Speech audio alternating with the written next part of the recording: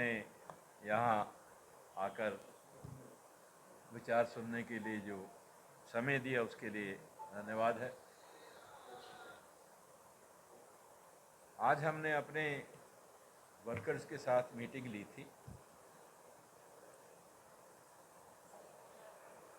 जन चेतना पार्टी हरियाणा की मीटिंग में ये फैसला हुआ है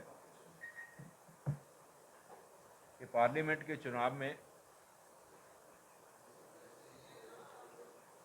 माननीय प्रधानमंत्री नरेंद्र मोदी जी के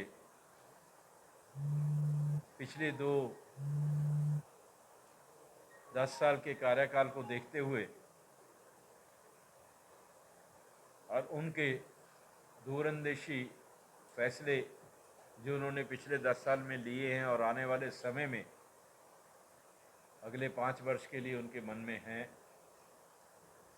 जो जनता के लिए, देश के भविष्य के लिए, देश के उज्जवल भविष्य के लिए बहुत ज़रूरी हैं, उनको देखते हुए ये फैसला सब ने सर्वसम्मति से लिया है कि हरियाणा जन चेतना पार्टी पूरे प्रदेश में प्रदेश की 200 सीटों पर एक्टिवली काम करते हुए भारतीय जनता पार्टी के सभी उम्मीदवारों का समर्थन करेंगी और उनके लिए काम करेंगी,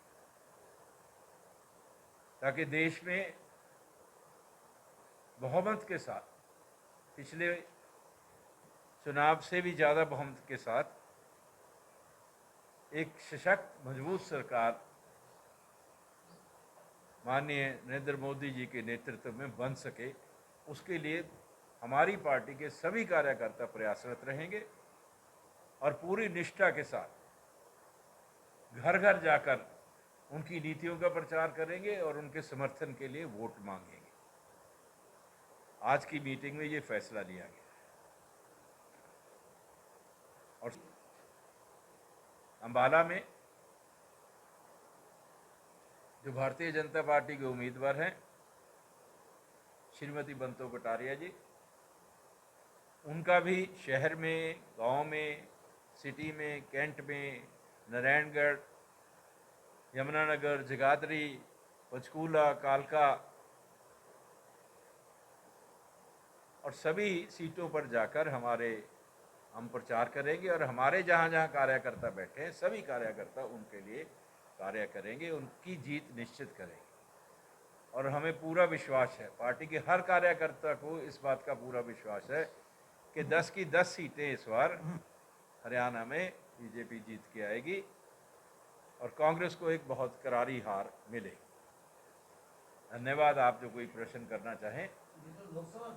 आपके सामने जो बात अभी पंडित विनोद शर्मा जी ने कही है, मैं वही बात की तस्दीक करना चाहता हूं कि सब लोग मिलके माननीय नरेंद्र मोदी जी को तीसरी बार जिताने के लिए प्रयास करेंगे और मेहनत करेंगे कि वो प्रचंड बहुमत से तीसरी बार सरकार बना पाएँ, ताकि जो काम, अच्छे काम उन्होंने देश के अंदर पिछले 10 साल के अंदर किए हैं, वो काम अगले 5 साल भी चलते रहें और वो कार्यान्वित होने का काम हो सके।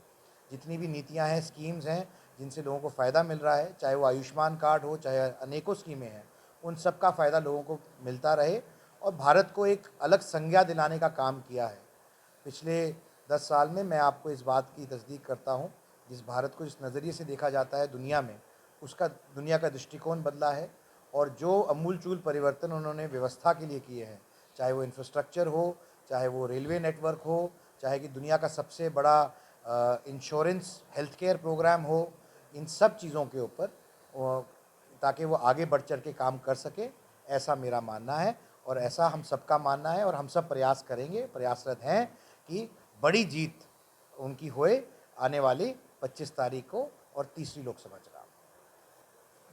देखिए, मेरा मानना है कि प्रचंड बहुमत से 10 की 10 सीटें भारतीय जनता पार्टी जीतेगी और अच्छा रिजल्ट रहेगा।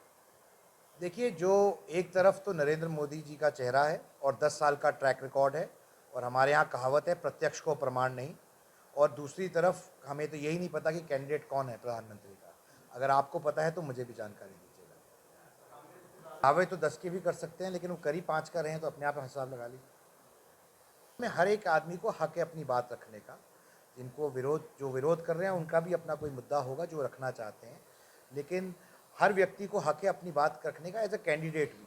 जो कैंडिडेट जा रहे हैं उनको भी अपनी बात रखने का हक है, क्योंकि वो भी इसी संविधान के हिसाब से इसी देश के नागरिक हैं। मैं आपको अपना उदाहरण प्रस्तुत करता हूँ।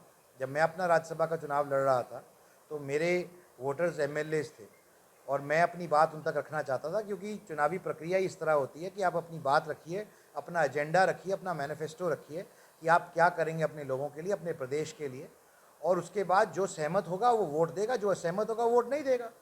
तो मेरे को ये सौभाग्य नहीं मिला, क्योंकि जो कांग्रेस के एमएलए थे वो सारे रायपुर में थे उस वक्त और उन तक पहुंचने का मौका नहीं मिला, जबकि हमारे प्रदेश में निकाय के चुनाव हो रहे थे, अगर आपको याद है। तो आप ही लोगों के माध्यम से मैंने अपील की, शायद उसी से किसी का हृदय परिवर्तन हुआ और उन्होंने मुझे वोट दी। जी, वो होता है जब लिया जाता है। धन्यवाद। कि एक एक वर्कर शहर में भी भारतीय जनता पार्टी के उम्मीदवार जो पार्लियामेंट में खड़े हैं, बंतो कटारिया जी, उनके लिए काम करेगा।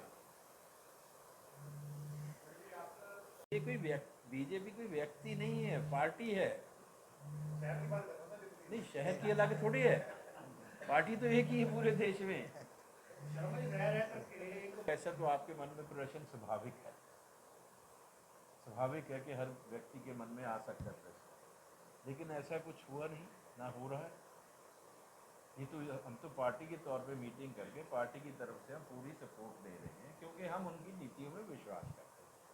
हम प्रधानमंत्री जी को समझते हैं कि देश के लिए उन्होंने अच्छा कार्य किया और आगे आने वाले समय में भी देश को आगे ले जाने की जो उनकी कोशिश है, हम उनके समर्थक बन के उनका साथ देना चाहते हैं। दल के हेड तो विनोद शर्मा जी हैं और कौन है? और ये आज का समर्थन नहीं, अगर आप निकाल के देखेंगे 2014 से जब मैंने पहली कुरुक्षेत्र में मीटिंग की, बड़ा जलसा किया था, उसी वक्त कहा था कि हम प्रधानमंत्री नरेंद्र मोदी जी को सपोर्ट करेंगे, तभी से चल रहा है। ऐसा है कि मैं जातिगत राजनीति में विश्वास नहीं रखता। एक समाज के प्रति मेरी आस्था जो है वो राजनीति से प्रेरित नहीं है। समाज के प्रति जो मेरी आस्था है वो समाज मेरा गौरव है और मेरी आस्था उनके प्रति ये मेरा कर्तव्य है, लेकिन वो राजनीति से प्रेरित नहीं है, उसके बीच में राजनीति नहीं लाता हूँ। इसलिए मैं समझता हूँ कि जो भी समाज भारतीय जनता पार्टी की सपोर्ट कर रहा है, आज उनके कामों की वजह से कर रहा है। और हम ये भी मैं कहना चाहूँगा कि हरियाणा में जाति के नाम पे जो राजनीति जो भी लोग करते हैं, उससे हरियाणा का नुकसान होता है। पीछे हुआ, आपको याद होगा 2016 में कितना नुकसान हुआ था, कितनी बड़ी हिंसा हुई थी, आपने देखा। उस हिंसा में कितना नुकसान हुआ, इससे हम सब जानू हैं। उससे तो बचना चाहिए, ऐसा समय दोबारा हरियाणा में नहीं आना चाहिए।